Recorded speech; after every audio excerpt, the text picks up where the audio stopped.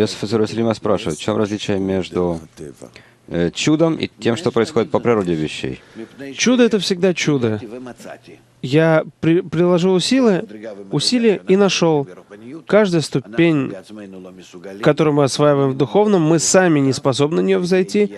Мы вызываем свет, возвращающий к источнику, который в соответствии с нашими усилиями воздействует на нас светом постепенно, пока клей не начинает, пока вот это масло не начинает загораться, как в этом в примере Хануки, потому что масло само по себе не может загореться. Ты не можешь просто бросить спичку, оно загорится. Там должен быть фитиль, должен быть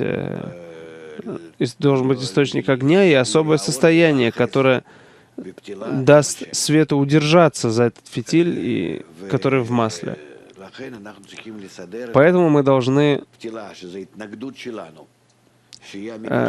наладить этот фитиль, который является нашим сопротивлением, как бы между светом и маслом, чтобы желание получать, чтобы тьма засияла как свет.